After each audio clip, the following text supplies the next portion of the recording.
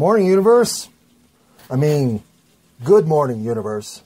Because 3 hours and 36 minutes into this morning, well, would that be into the evening? And then into when does the morning start? It doesn't start at midnight. I mean, you're still at the bar trying to go home with somebody, so that's not morning. I mean, maybe technically it's morning, but I think morning really happens around 4 to 5. That's when morning starts. And some people might want to claim 3:30. I'll give you back to like 3:33. But at 3:36, I think we can officially say, good morning, universe. 3:36 a.m. here on the 14th of Saturday.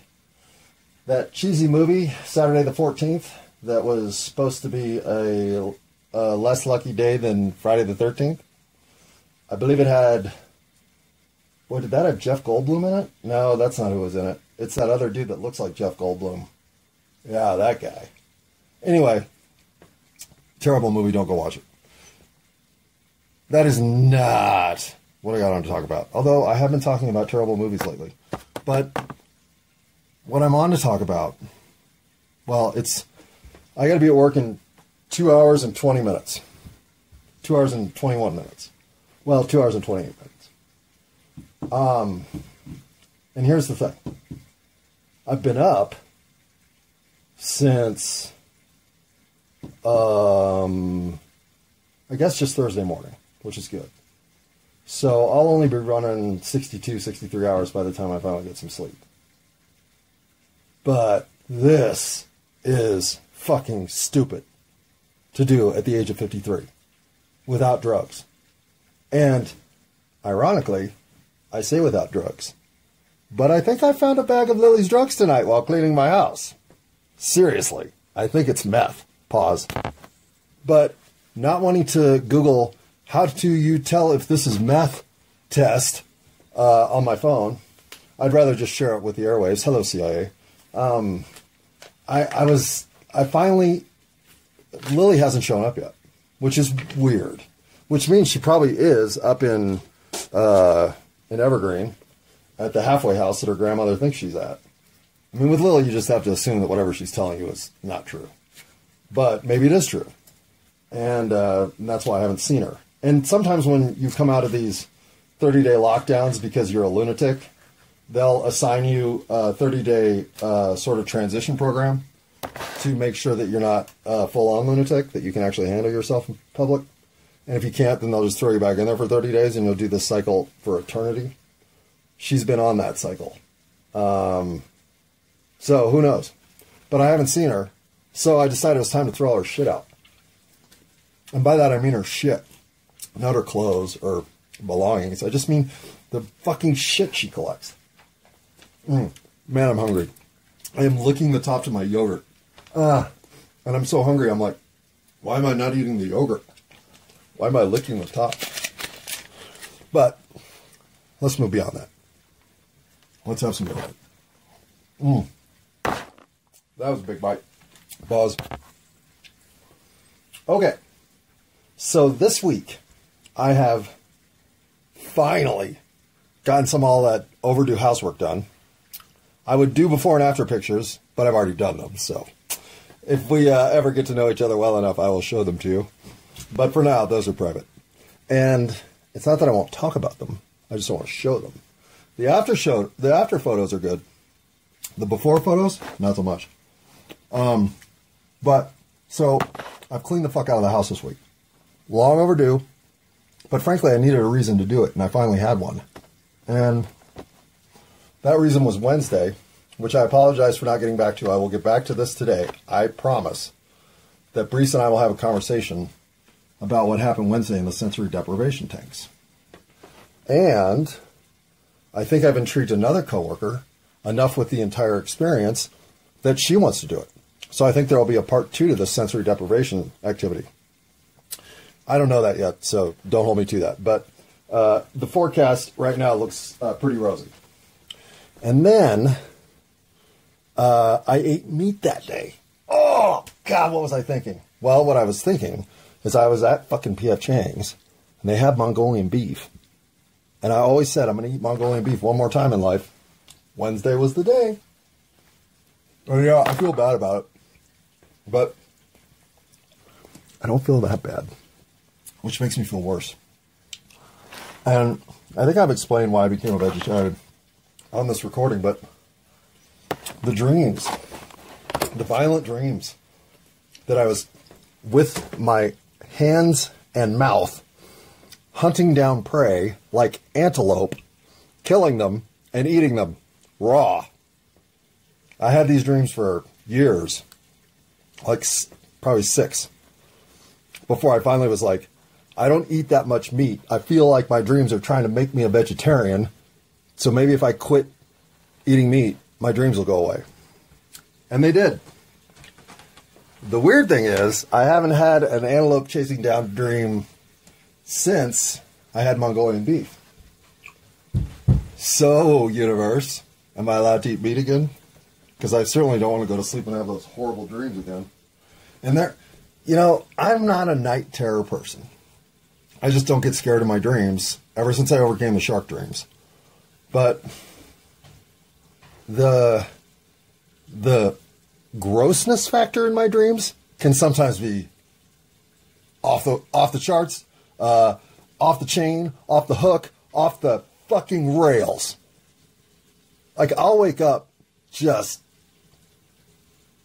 ready to vomit from my own dream experiences. And chasing down these animals and eating them was some of the worst. So when you talk about some of the worst, you should go do some of the best, like golden goat. Hey, and I don't know if you can hear that filling, but that is the laundry about to hit the rinse cycle, which is going to be 18 minutes of cacophony that none of us want to participate in, at least recording-wise. So what I should do, should I take a shower? Is that going to make me relax? Fucking nap off? I've already set 3 alarms in case I snooze off. If I can just make it to 5:30, well, then I can ride to work. It'll be cold. I'll reinvigorate. Oh, there goes the laundry. Pause. Okay. So I shut the bedroom door. Hopefully that's quiet enough. And I'm not going to talk for long because I don't want to chance that it's disruptive. And you're the listener, and you're the most important part of this experience, except me, because without me, there is no experience. So you're second fiddle to the lead chair fiddle. Pretty sweet, eh? Considering you didn't even apply for the job or practice. But your natural fiddling skills aside,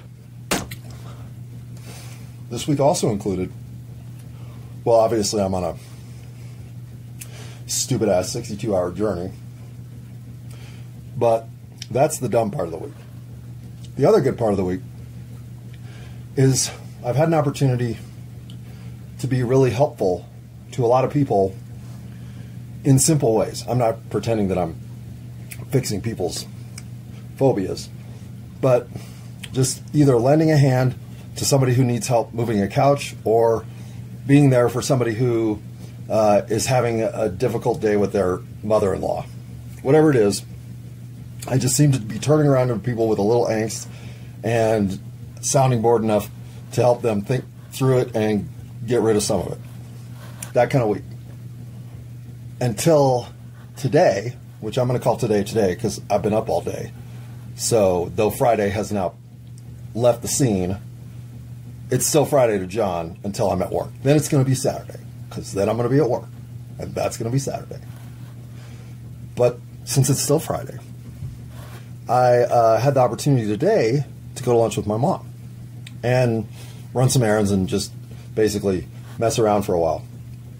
And it was the first day that I think we haven't had a moment of, oh, I'm sorry, I don't mean to make you upset, between us, either from me or from her.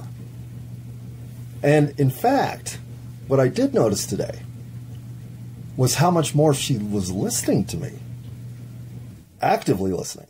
And I'm an active listener. Oh, this is the really noisy part, so let's pause here. Okay, I'm paused. We're back to some of the quiet part, but the loud part's coming again soon, so don't think I'm not going to hit pause quick. And what I found out today is that she has been doing some anti-anxiety activities that are helping her reduce her stress level. I mean, it is readily apparent. In just 1 hour of interaction with her, you could tell that she was dare I say, high or something. And I don't even mean like laughing at Ferris Bueller's Day Off, which you would only do if you're high. But what I do mean is there was a balance to her, a centeredness. My mom is always off balance because she takes every detail in the world internally into her schema and tries to correct whatever is askew. She has done it my whole life, and today's the first day I've ever seen her not do it. Instead, we had a conversation about each other's interests and current dilemmas. I told her more about what I'm up to today than I told her in the entire last year. And we talked a lot last year.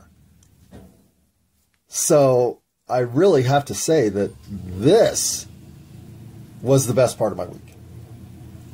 Because in a week I knew going into it, I was going to have a phenomenal week. The part that looked the scariest was Friday morning breakfast with my mom.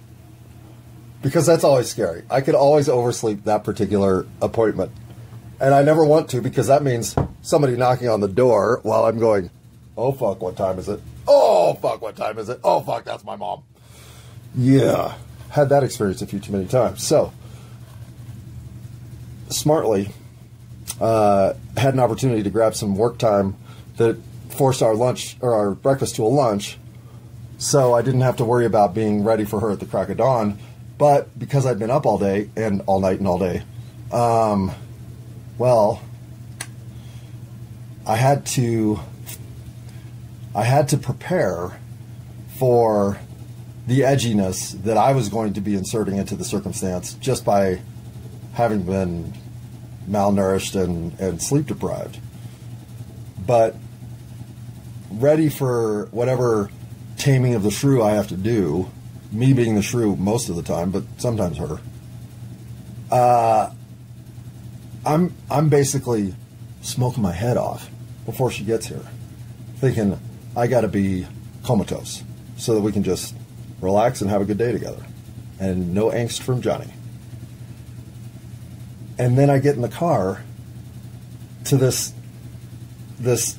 ball of pudding of soft, velvety simplicity, who is even describing moments of cooperative project completion with my dad.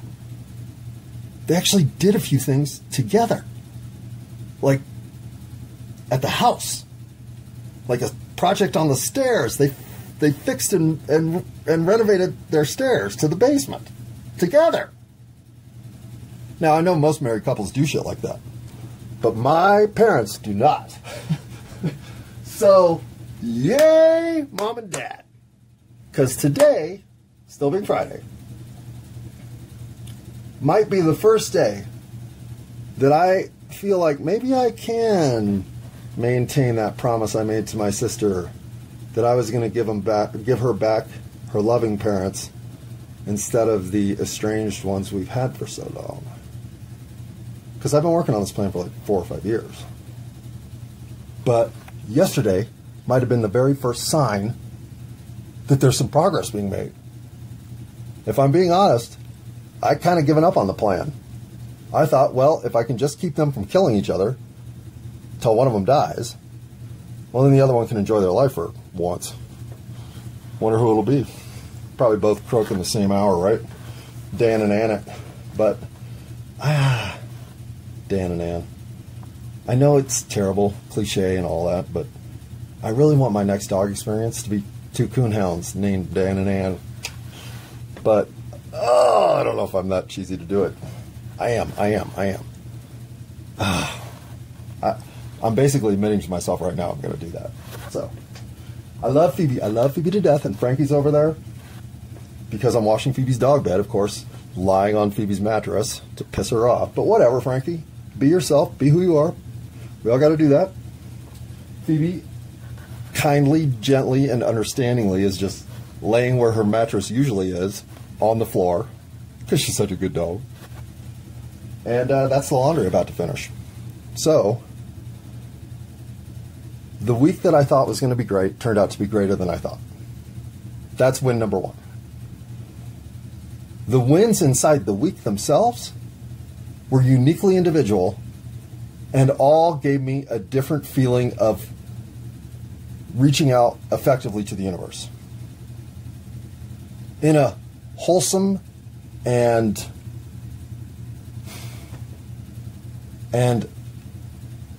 wide open, what do I want to say to this?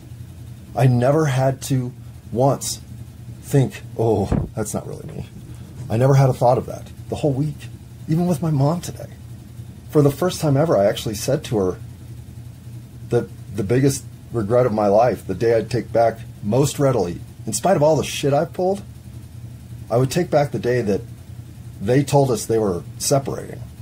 And my sister and I cried so fucking hard that my mom stayed and never left. That day, I would take back. I would knock myself out, whatever I had to do, so that I wasn't in any kind of emotional state to sob like a 7-year-old when a 7-year-old is told his parents are divorcing or separating or whatever. Well, of course we did. And as I told my mom, I said, you know who had to be the bigger person that day? The adults in the room. You two had your adult shit going on. Of course the kids were going to go crazy. But because we went crazy, well, I'm not saying my parents couldn't have separated and maybe come back together and had a great relationship. They could have. But they also could have separated and had individual lives that would have been great too. But by staying together, because of the kids, well, then everything became about the kids. The nuclear family structure that supports the fucking kids. So, you grow up in a house where you feel all kinds of love from your parents. Your parents are wonderful people. They're amazing. And they love you to death. But you're not really sure if they love each other. That is kind of the foundational underpinning for what got me so emotionally verklempt for most of my life. I will not say that's why I treated women poorly. That's just me being an asshole. But there was some lack of intimacy that I certainly had toward the world that I think stems from growing up in a family where I love you wasn't even a phrase we said. Well, no, my mom said it. My mom said it. All moms say that shit. But you know how dads are. And I think this is where sometimes figuring yourself out is challenging.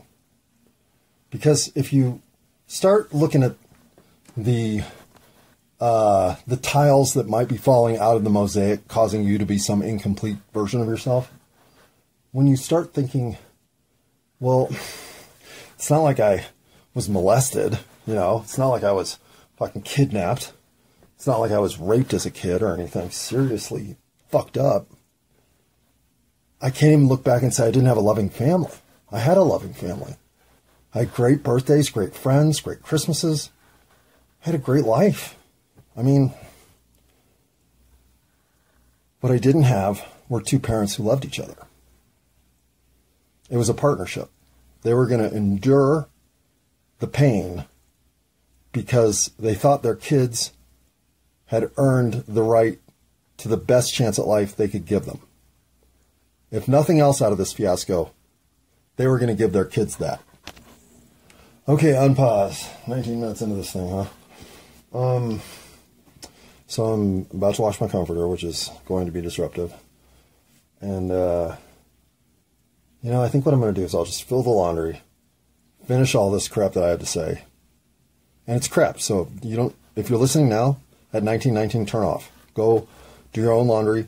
Go find purpose in life. Go marry the perfect person, or go marry the imperfect person, and then make a perfect relationship of it. But stop listening to this, right? Okay, pause. And I love how I was looking for something in December to kind of walk me through the holiday stress that would help me feel a little better about the fucking disaster of a house that I was living in. So I committed to cleaning the cat box every day. Which in December, I think I cleaned the cat box maybe 5 days total. But in January, I have been 13 for 13. And I've just cleaned it. Yeah! Okay. doing the comforter means getting the bleach out. And everybody's got a bleach story, right? At least one. And I only have one, but I think I have an original one. Because it's not like I probably have gotten bleach on clothes that I cared about, but I don't remember that at this point. I never drank bleach as a joke to see if I would die. I never did anything crazy with bleach. But when I'm working in Oregon at one of the brew pubs that the McMenamin system owned, there are 3 or 4 of us hanging out at the bar after our shift, having a beer, and the bartender goes to get a bleach towel to clean up some mess, and he's like, God fucking damn it! Who's putting so much bleach in the fucking water? And I'll admit that I knew whoever had been making the bleach buckets was clearly using too much bleach. You're only supposed to use a capful, and clearly somebody hadn't read that note.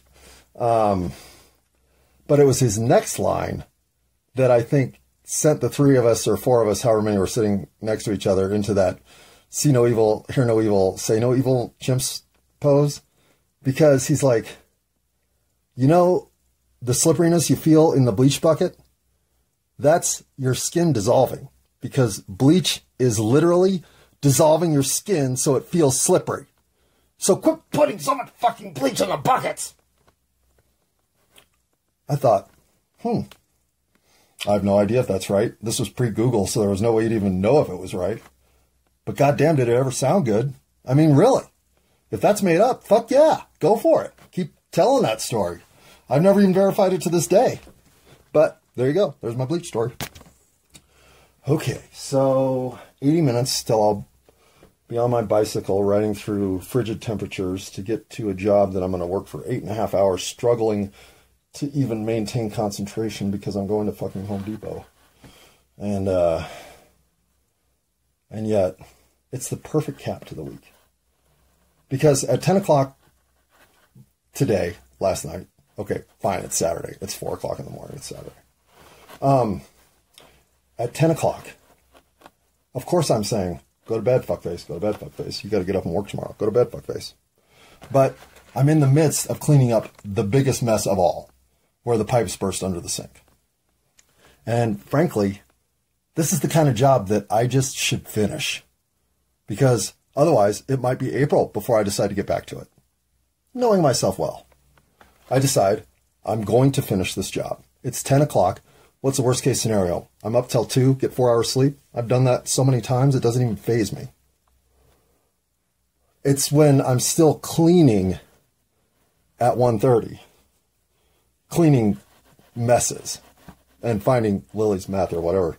And, you know, here's the thing. I don't know what the test is to find out if something's meth. I mean, do you drop some ammonia on it? If it turns blue, it's meth. Who knows? Maybe. But if you taste it, the thing is, I was like, well, it's either, if it's fake, it's going to be salt, right? Or sugar or something. I bet it looks more like salt. And so I put my finger into it to get a little taste of it. And my first reaction is, oh, it's fucking salt. But then my next 15 seconds of reaction is, well, is it salt? I don't know. That really doesn't taste. Wait, let me go get some salt. So then I taste some salt. And I'm like, I don't know. And then I'm like, do I put my finger back in the fucking bag of whatever? So that's as far as I took it. But I did lick my finger with a little of Lily's salt or meth on it. So, you know, living dangerously, as always. Pause. Oh, and speaking of which, living dangerously, you know what I've been listening to a lot of lately? Billy Joel. Yeah. I mean, that has nothing to do with living dangerously. But I've never really liked Billy Joel.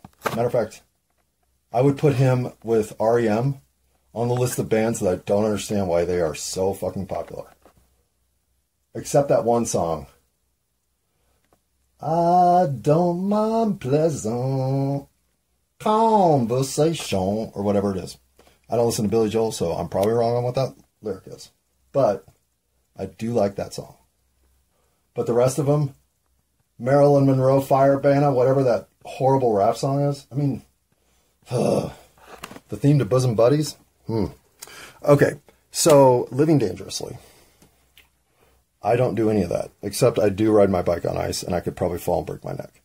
But that's not really living dangerously. That's just living stupidly. So living stupidly, I'm good at. Living dangerously is accidental. And so when I find myself talking about something like living dangerously, well, I have zero to say, which is why we're going to move on to something else. And what I want to move on to is the spark that it is that makes you want to spend more time with somebody versus the thud that it is that makes you want to never know anything more about this person.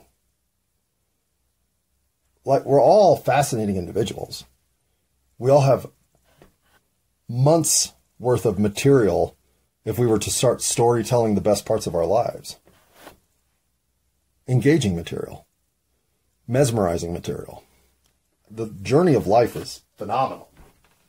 So it's not like I don't want to necessarily hear the greatness of your life, but there is a 90% chance I'm going to hear the greatness of person A's life because there's that spark. While there's only a 10% chance that I'm going to hear person B's life because there's no spark. In fact, there's a V. And it's not for victory. It's for venereal disease. No, it's not. It's not for anything. I picked V out of nowhere so I could say venereal disease. Booyah. But this curiosity to me is new because I always just dismiss it as, yeah, there are fuckfaces in the world and then there are people that are worth a shit. That's not very difficult to discern. I think you know that by kindergarten. Yeah, you kind of do. You kind of do. And yet when you go through that whole purging of one's self of ego and accountability of cosmic universe starts to take over who you really are, and then you live as your true self, well, in that zone of existence, everybody is pretty fucking awesome. Really. In fact, I think I could have a 1-hour conversation of interest to the world with anybody. I find everybody fascinating. It may take 15 minutes to warm that sucker up to something of true listenable value, but I'll get there because mining what is of interest to other people just leads to dynamic conversation and to great storytelling. No matter how weak you feel in that realm, you can tell your own stories with authority. We all have that Cartman in us. So, living dangerously, a subject that we're avoiding today, has nothing to do with having good stories to tell. Good stories can tell themselves. Or you can tell them. Or you can make them up like that Bleach story. No, I didn't make that up, but you can make up stories too. And I can make up stories. Boy, can I make up stories. I have a gift for it. And I have the self-annihilation gene that says, and not only can I make up stories that I tell you are fantasy, I can make up stories that I tell you are true. And then you can find out later that they're not and go, what about what you told me? Oh, yeah, words. Words are different than words. Some of them are lies and some of them aren't. Or whatever snappy answer I had while I was having my pants fucking depantsed again in life because I was being a numbskull to people who didn't deserve it. Well, for about 5 years now, I've been trying to not be a numbskull to anybody. I've been trying to be completely forgiving of every circumstance I run into, even when fully 100% transgressed against. I know my karma has kickback coming still, so there's enough of that for me to justify any negativity I'm running into. Hey, this is just making up for all the shit I pulled in senior year of college. Or, hey, this is making up for all the shit I pulled that year before senior year of college. Or, there's that year after senior year of college and all the shit I pulled that year. This might be making up for some of that. Whatever it's making up for, fine. What do I endure? A day of disappointment, an hour of malaise, a minute of my numbingness. It's not a big deal, right? Nothing is really a big deal, other than life. I mean, life's a big deal. But the daily occurrences, whatever happens to be causing you to have to walk home 5 miles starting at 11:30 at night, if you look at it from the right perspective, it's fucking hilarious. I mean, you may not like being the butt of the joke, but fuck, the universe has a good sense of humor. So keep walking home, buddy, because there's no other way home. What are you going to do? Crawl? That'll be even funnier. And when you start to think to yourself, yeah, I mean, fuck it. I am going to walk all the way home, and I might as well enjoy it. How am I going to enjoy this? Let me see if I can think up 15 people that I have had conversations with about politics. No, that'll be terrible. Instead, let's name every bird I can name between here and Sheridan. Go. Robin. Pelican. Do I only know 2 birds?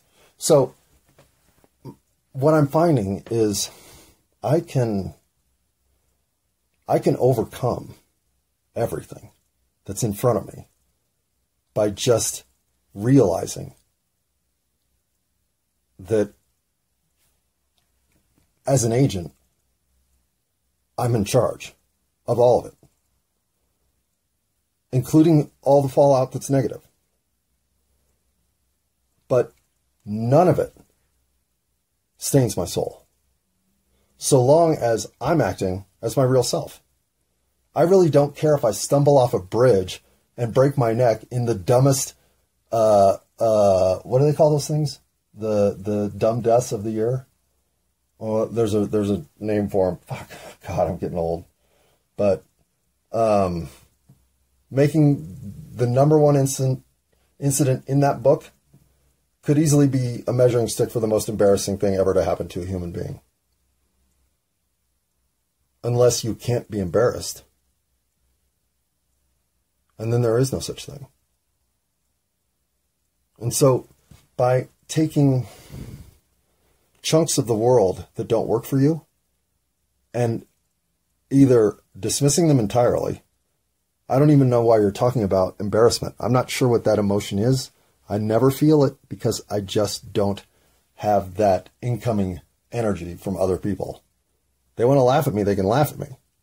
They want to think I'm stupid, they can think I'm stupid. They want to make fun of me so that they can be cool in front of their friends. Fuck, go for it. I could not care less what other people think of me because I do care what I think of myself. And I know that everyone else is going to have an opinion of me that is somewhat distorted because they don't live inside my head. Just like whatever opinion I have of anybody else can't be 100% right because I'm not exchanging thought dialogue with them. I can come close. I can be soulmates.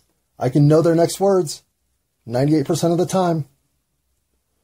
But there will be some surprises and some unknowns that are just that person's intimate, private life.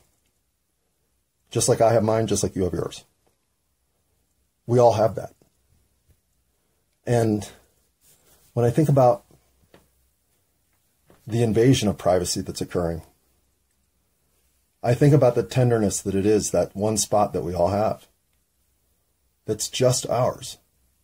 And as far as I know, I don't even know if the universe knows what I think in my deepest, most personal thoughts. I actually do think they do. But they might not. That might be the one true bloom in a ocean full of grass. That one flower standing out as contrast against the green. Well, we're all that. And so then I come back to thinking, well, why is it that sometimes I just really like certain people? Is it because they're funny? Is it because they're witty and charming and oh so engaging to be around? Is it because they're smart? Is it because they're talented? Do they have artistic skill? Do they have musical skill? Are they the kind of person who can remember every goddamn thing that ever happened in their life because they have photographic memory? No. There are just some people in the universe that your life path is meant to cross. And I think there are only about 7 of these total that are planned out. Now, I'm not saying you can't have entirely fulfilling random occurrences in the simulated universe that we're all experiencing. Of course you can. But the planned ones, I think, are the ones that make you take pause and go, oh, wait a second. This is different because it doesn't have to crescendo. It's literally already a 100-person instrument band playing at full volume. You just walk into a coordinated composition with another person that's as if a symphony between you already exists. Now, the question is, after going a decade without experiencing this at all, by choice, how did I experience it 3 times with 3 different people in 1 week? How am I finding so many great people in my life right now in what I would say is one of my more mundane phases? I don't know if I'm being mundane right now, but I'm certainly not, in terms of outreach, trying to develop any sort of community. But it's happening in spite of that. And I will encourage the activity around me because I know that this is part of the reflexivity of growing into your true self, is to accept the reverberation and the echo of energy that comes back from all the good energy you put out. There is a reward for doing things that make you happy with who you are. The universe catches on and starts to see your momentum and just fills your sails. Why does all this happen? Shit, I don't know. I seriously don't know. I don't even want to think about it. It's too much to think about. It's galactic. It's cosmic in a kind of consideration that, frankly, would be too distracting to deal with, given the life that I'm already here living. Did I choose this life? Probably. Did I choose the hardships I went through? Some of them, I'm sure. Did I choose all of them? I doubt it. Did I choose this moment in life to be this composed and ready for whatever may come my way? To take advantage of all the goodness the universe has to provide at my doorstep, quite literally? Well, yeah. Maybe for the first time ever, but yeah.